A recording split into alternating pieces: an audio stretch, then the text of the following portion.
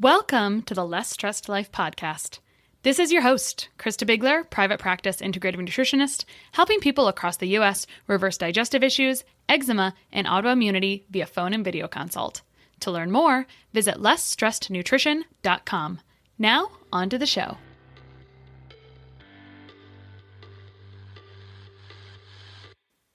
Okay, so today on the Less Stressed Life, we have a dear friend of mine, Emily Field, who is a real food dietitian that teaches women a macro-based balanced eating approach so they can finally break up with deprived dieting behaviors and nonsense food rules for good.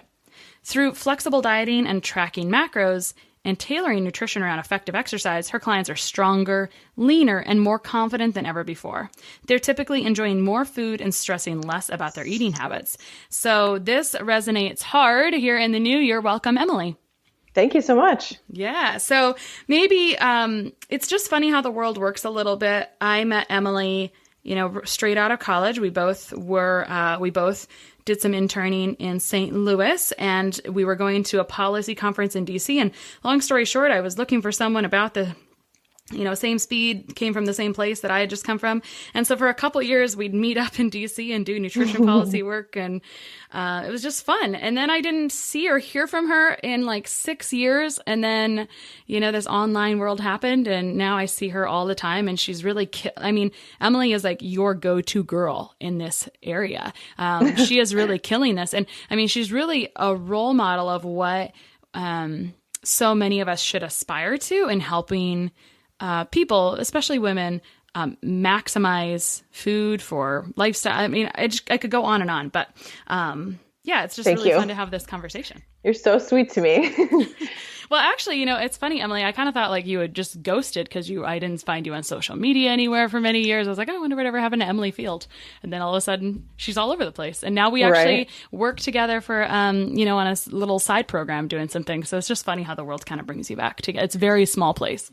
Yeah. And what was happening in those years was me finding my way, because we both kind of grew up in a traditional dietetics program, doing and like jumping through all the right hoops to become registered dietitians. And then much like your story, I think mine is similar, where some things went wrong along the way, in the sense that I couldn't really hack my health. I couldn't figure out what was going on. And so I needed to go back to basics, expand my worldview of nutrition, and maybe invite new opinions and like new resources. And so I was finding my way at that time before I could like come out and teach it to somebody else. Does that make sense? Yeah, I love that you said that right there. And that's kind of the thing that I know that there are a lot of people who are into nutrition listening to this podcast. It's just by way of a lot of the content we share. But I think that is that's what's kind of curious to me, is that we went through traditional programming. And I think this is the thing. Someone once said, don't go to a practitioner that ever stops learning, because there's so much more beyond what your initial foundational education is that you might want to work in, right? And that's kind of what happened to you. I'm always kind of curious, like how you got to where you are now working in this with this method that you have. Well, yeah. So I guess if we were to say what I'm doing right now, just to reiterate, is a macro-based eating pattern. So I'm a registered dietitian who uses tracking your macros, specifically your proteins, fats, and carbs, to help get you to better health, better body composition, better athletic performance. And I got there by really trying to understand a framework that people could really latch onto easily. So that started with a foundation in PFC eating. So this idea that you want to have a sizable portion of proteins, fats, and carbs on your plate. And why? Because you can have lasting energy and balanced blood sugar. And then, a lot of times our weight issues and energy issues, sleep issues, cravings, hunger, stuff like that is rooted in not having a balanced plate. So instead of teaching people the food groups or like milligrams or like, I don't know, points or like anything like that, I thought, why not just get back to basics and just teach people what food is made of, proteins, fats, and carbs, teach them what that's found in, like your grains and dairy and fruits and vegetables, healthy fats, things like that.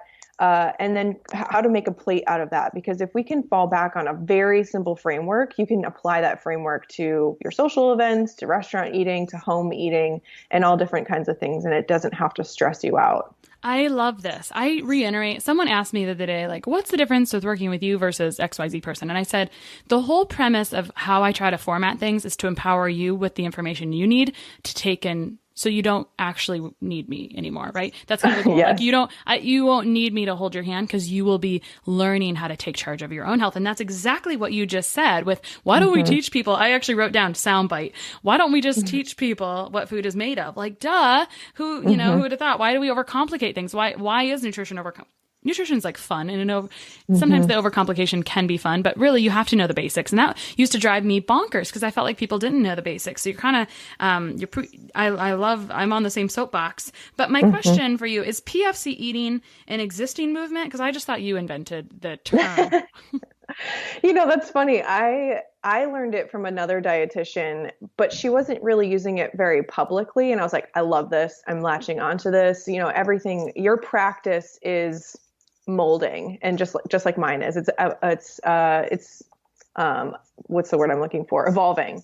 And so I'm taking bits and pieces of things I've learned from other people and learning what really resonates with my ideal clients. And that framework, just calling it an acronym, PFC, like reverberates in people's brains after I meet them once, or if I work with them for 3 months, or I run a challenge with them at their gym. And I love that, because even if they didn't like absorb 100% of the stuff I talked about, they can always come back to PFC eating. So looking for protein, looking for fat, and looking for carbs on their plate, because if they can do that, they're going to eliminate and stay ahead of a lot of the trouble spots that we end up seeing with people in our practice. So cravings and sleep issues and adrenal fatigue and like all this running list of things, like trouble around the midsection and losing weight. If we can master the basics of a balanced plate and balanced blood sugar from real whole food, like you're going to eliminate a lot of problems. Yeah, love it. And the blood sugar balance is so key for so many pieces, right? I mean, you can kind of, so fun little story. I don't know if you do any of this stuff, but when I think micronutrient tests can be kind of fun, and they're not as common as you would think. Like you'd think, oh, that should just be common. Very uncommon, actually. There's only really a few companies that even do a comprehensive panel, but it's fun to look at them because sometimes you can just see, looking at it, like, oh, I bet you crave sugar all the time because these nutrients are depleted, which kind of equate to that, right? Chromium and B vitamins and some of the other, like there's some different carbohydrate markers. That's kind of fun. So I'd love to hear about the mechanics of how you do this, sort of. But first, before we get into that, I know we kind of talked about this a little bit, but we didn't get I'd like to hear a little bit more about how you did arrive at this method, because I know like maybe you were working in gyms. I know you started learning from another dietitian. Walk us through a little bit of that evolution of how it started and how it kind of came to fruition to what you're doing now. Well, let's backtrack to St. Louis, Missouri, when we actually met, when we were in our registered dietitian training. We were in grad school, and I was feeling like young 20s. I was like lousy energy, craving food, hungry all the time, not really seeing I don't know, I was putting some effort into the gym and I wasn't really seeing the results that I thought I should be. And I was like, what am I what is going on? Like I'm supposed to be feeling like the best ever. I'm like young and I'm taking care of myself through good nutrition. Why am I not feeling great? And it kind of came at a time when, like I said, I was like, I got to go back to basics. I got to figure out what I had to hack my own health. And what I realized was, after starting to evaluate my typical diet, that I was having a disproportionate amount of carbohydrates in my diet and not enough protein and not enough fat. So I was riding a blood sugar roller coaster all day long. I was, reaching for, cereal and low fat milk, or high sugar by default, yogurt, for example, or granola in the morning, or a protein bar that was very much lacking in protein, advertised incorrectly, let's just say. And then I would ride that high for a couple hours and crash mid-morning. And then I would reach for something snacky, like a 100-calorie snack pack here or there, or something from the vending machine at my work, ride at blood sugar high for a while. And then it's lunchtime. And then let's just say I was feeling like, I don't know, like a plant-based salad, nothing with really any protein on it, more like beans and legumes or something. But it wasn't a hearty enough portion. So I did this all day long. I was riding this roller coaster all day long. And like I've alluded to before, it didn't really produce the results that I was looking for. And I just felt lousy. So when I started to evaluate that eating pattern and say, hey, like, I think I'm missing some key nutrients here. I'm missing protein to feel fuller longer. And I'm definitely missing fat because I kind of grew up thinking fat was bad and low fat is best. I wasn't really threading in the nuts, the seeds, the olives, the coconut products, maybe the full fat dairy products like I do now. And so when I started to shift in that way and really make the ratio, I guess, of my plate look like a third, and a third, proteins, fats, and carbs, I started to feel almost immediately better. And so I rode that for a while, and then I kind of found the paleo-ish movement where I was kind of cutting out some of the more refined grains, the refined sugars, really taking a look at the quality of my food.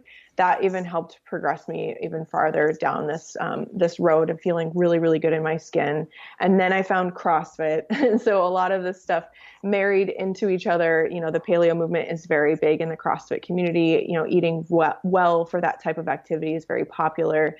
So then I got to the spot where, all right, so the quality of my food is great. I feel good in my skin.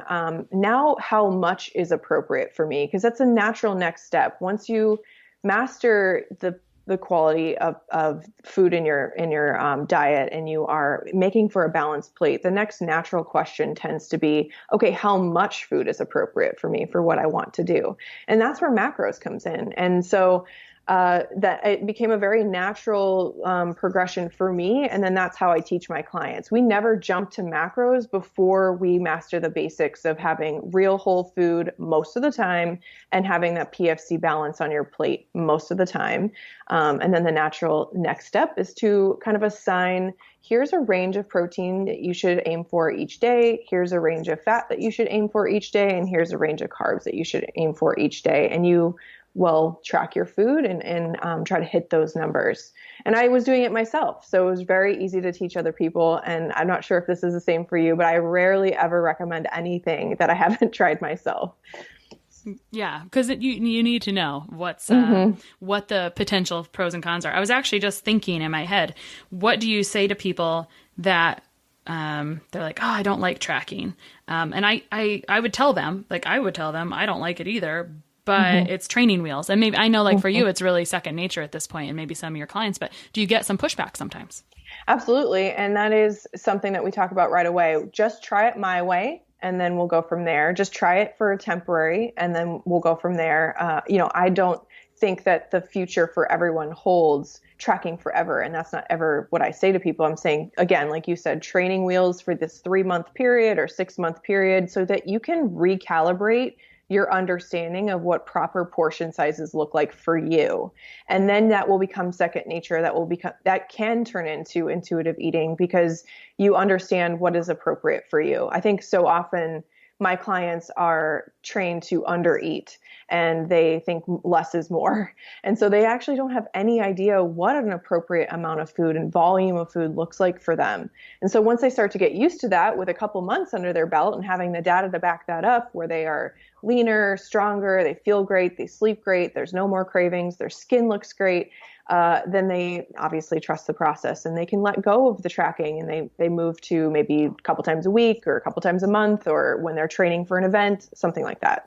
Yeah, totally. And the side note to that is how do you know what to change if you don't have the basic data, right? Totally. So often, I mean, people it's a requirement, right? Because I can help you faster, just like you could, if there's data, if you just give me all the data to look at, right? So if you give me what to look at, I can say, oh, well, we just got to do this, this, and this. Whereas if you have to spend all this time recounting it, and our memories are not good, right, either. So there's a lot there's a lot of reasons for this. Because you can look at it quickly and get an idea of someone's diet quality, what their probably perceived understanding is and how to correct that probably. What are some things you immediately see when you're looking at one? I immediately see under eating breakfast and lunch and then overcompensating at dinner, or under eating Monday through Friday and overcompensating on the weekend.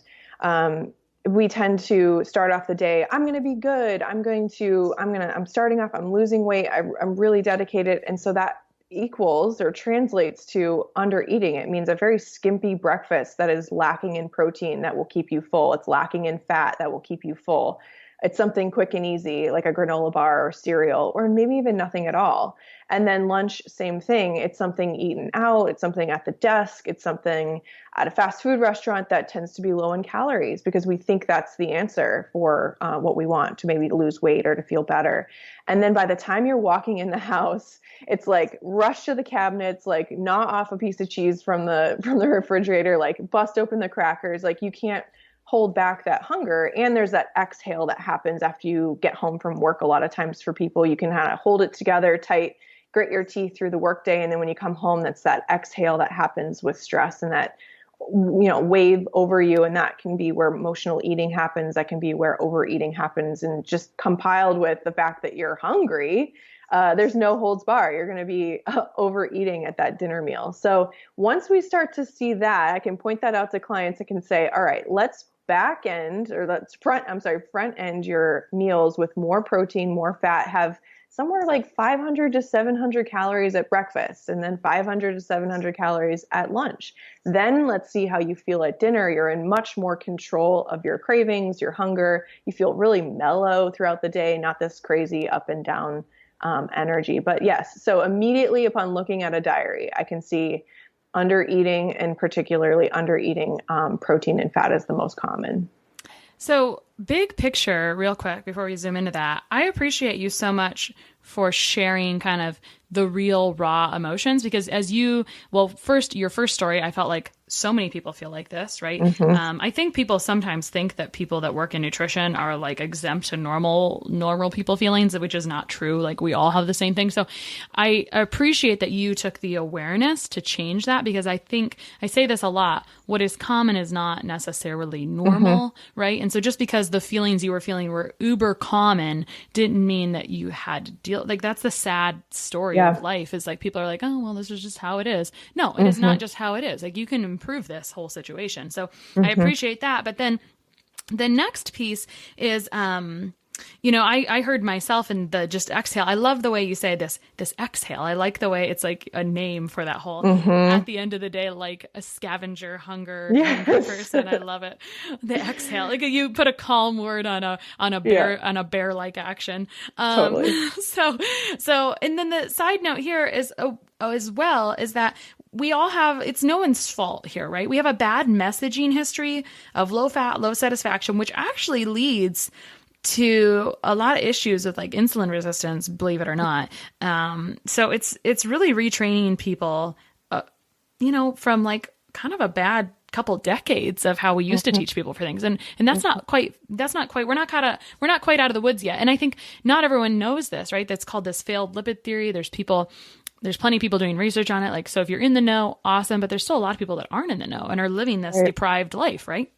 Well, you just kind of think that you're at fault. You're like, well, if only I could overeat on carrots and celery. If only I could just get the crackers out of my house and the cheese out of my house, I wouldn't crave it. No, that's not it at all. It's like you're not bad for like, falling into what evolutionarily is supposed to happen. You underate all day, and now your body needs to meet the needs of energy demand. So I think a lot of times we can get convinced that it's just our fault. We just need to try harder. We just need to clench our teeth a little bit harder. We just need to, clench our fists. I call it, like kind of this grin and bear it. But if we can get ahead of that and just like not even experience the craving at all, not even experience the hunger at all, you're going to feel so much better. And so I don't come at it from a place of like, just try harder. You just need more discipline or willpower. That's not the answer. It's, speaking to your body with what it needs and treating it with respect by feeding it what it needs, and you'll be in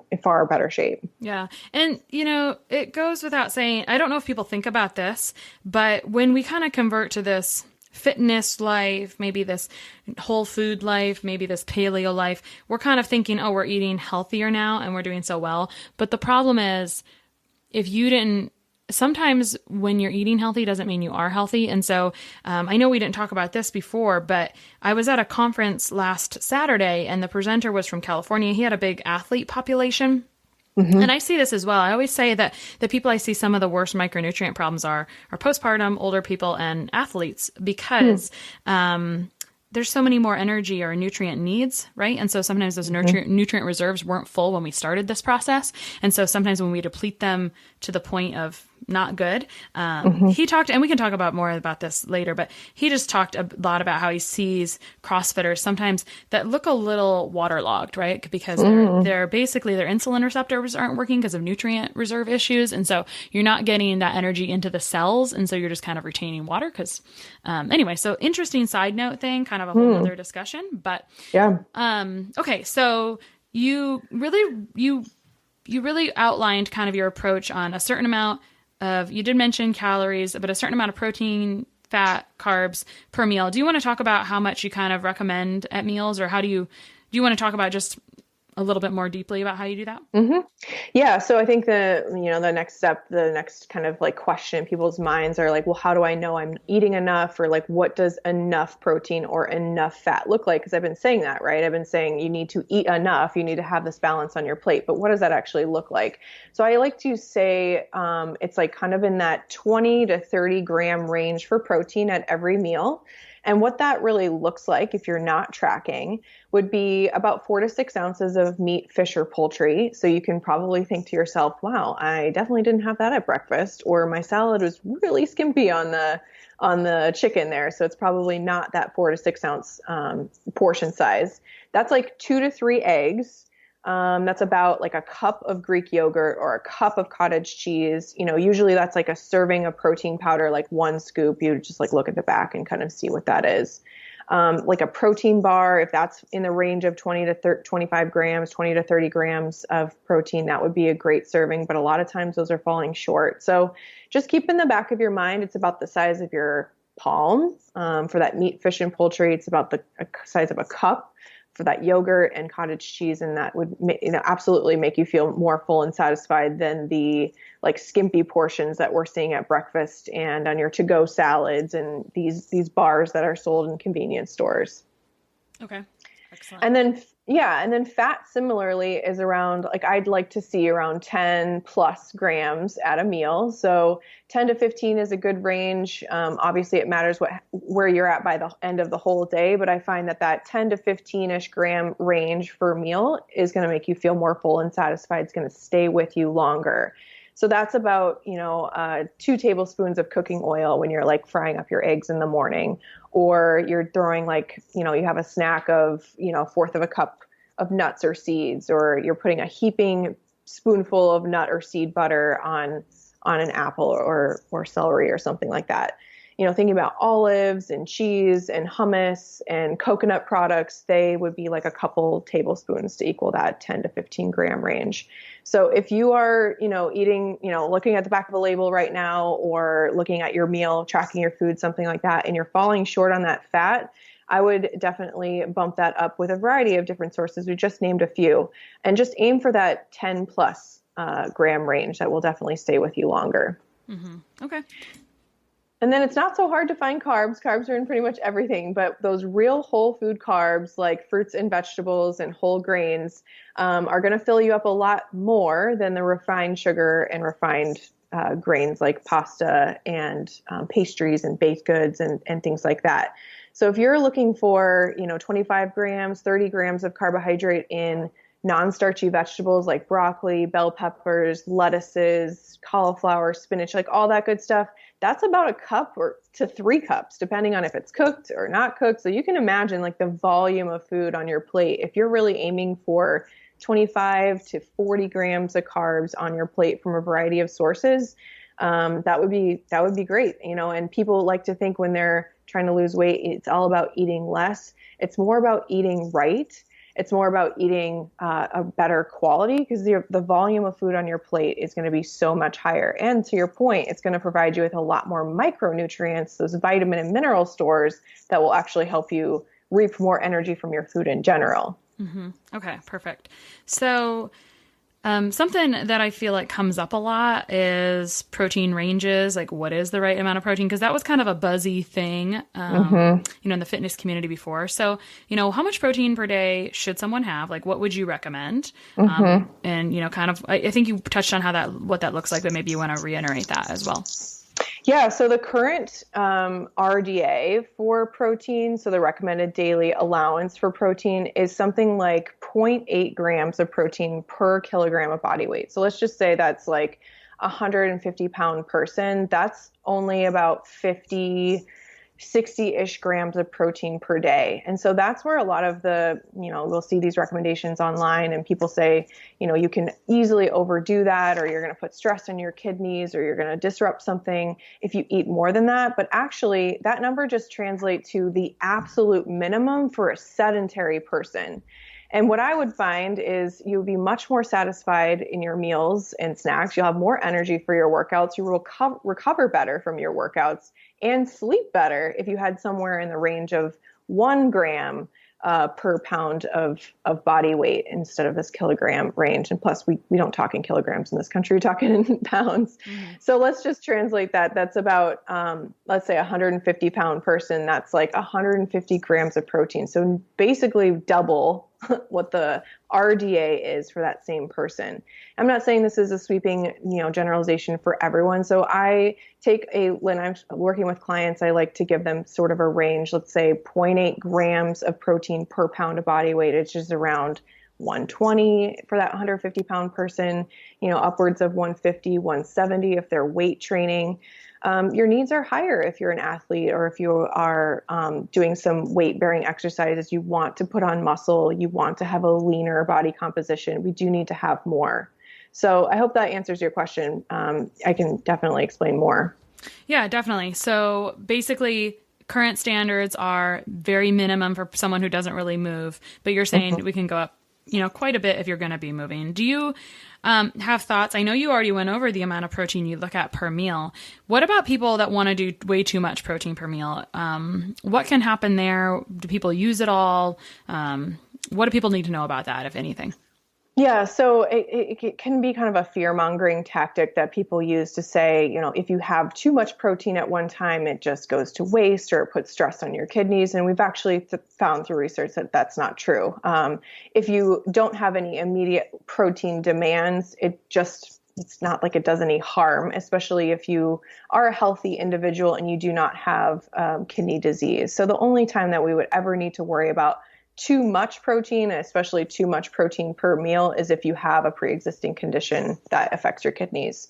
So, I guess we can't really say what actually happens to that protein, but there are so many hundreds of processes that protein is used for in the body. So even if it's not going towards building new lean muscle, it could be going towards repairing your gut lining or making enzymes or contributing to hormones and things like that. So we like to, the research has basically shown that we will stimulate muscle protein synthesis. So we will stimulate the building of muscle and the repairing of muscle if we have around 0.4 grams of protein per kilogram per meal. So I know this, I'll break it down for you. So let's just say that 150-pound person is trying to get to 1 gram per pound of body weight, so 150 grams per day. Split that across 4 meals. That would look like that 25-ish gram range that I mentioned before. So having around a 25 gram to 30 gram range of protein per meal is going to be that sweet spot for somebody who wants to stay full and satisfied, support their lean muscle growth, that lean muscle maintenance, and to have happy, healthy hormones and things like that. So it's really not far away from that just general recommendation of like aiming for 25 grams in a meal. Yeah, I also, I want to hinge onto that because I find that these general recommendations are generally in the ballpark of what a lot of people need. And so sometimes we get so hyper-focused, we're like, we get all tense and hyper-focused, like we got to get this exact number. And exact, micro-focusing is for someone who has figured out the macro piece, right? Like the big picture piece. So if you can hit generals, now you can go to something more specific and see if it tweaks it a little bit. Is that correct? Absolutely. You have to kind of think about it like a pyramid. And at the bottom, the basics are real whole food. Then maybe the next tier is PFC eating, having a balance of all three macros in each meal. Then the next piece is like aiming for the macros at the end, by the end of the day. And then the next piece might be optimizing the number of nutrients per meal. So we don't want to master that. We can't master that top step if we haven't mastered the bottom step, that lower tier. Does that make sense? Yeah, I love it. It's perfect. So what are the results that happen when people start hitting these balances? Like what immediate shifts do you see?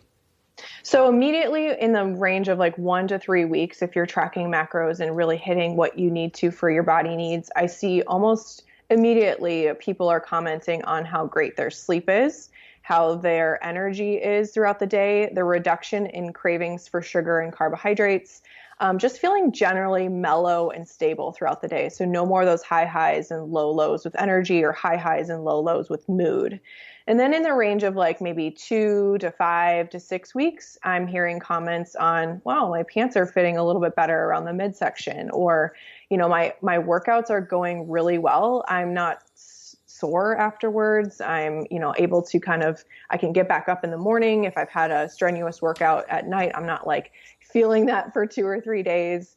And then later on in that like 6 to 12 week range, that's when we start to see the real body composition changes. So we start to see muscles pop that you haven't seen in a while, or, you know, you're like, wow, I'm checking out my back, like in the mirror, or I have a tricep that just appeared out of nowhere. And that's where, like, what I'm typically seeing is recomposition. I'm seeing lean muscle building and fat loss at the same time, because you're supporting your metabolism and being able to build that lean muscle or maintain that lean muscle while dropping excess body fat. And that's what macros brings that calorie counting doesn't bring. And that's an important distinction.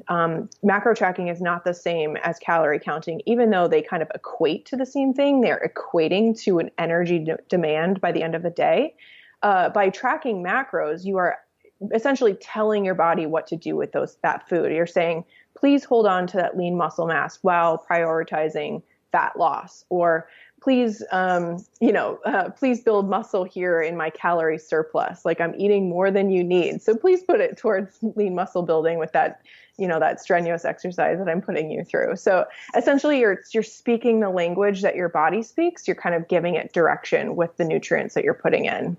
I love that. I wanted to applaud you for being such a good role model. And you said something earlier that I wanted to just bold here that I thought was important. You said that this can become intuitive eating, right? This doesn't have to feel so box-like or so it doesn't need to feel restricted at all, because it is less restricted than what a lot of people are doing. It's, the right fit for the right person. But I'd love to you said it can become intuitive, because once you understand how your body works and feels, you can then take the training wheels off and ride the bike on your own. Mm-hmm. Yeah. I mean, we talked about this before, but there's no points or colors or yes, no foods in this method. This is simply learning how your body understands food so that you can teach it right back, or you can use that method right back. So I oftentimes hear when clients graduate our work together, it's no longer a mystery.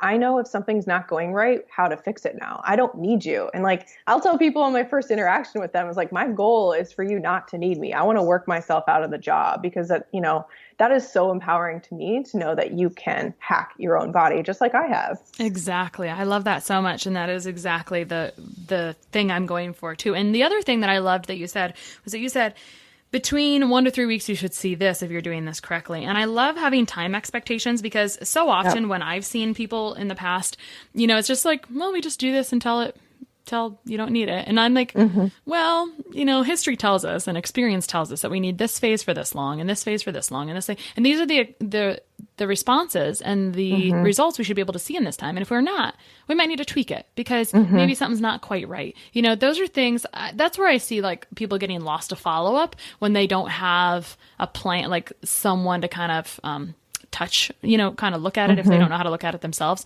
So I love that you put a little bit of a timeline on there, because I think sometimes people can just start something and be they're either on or off the train, but it feels perpetual and they don't know where they're going. And it just sort of, there's no destination.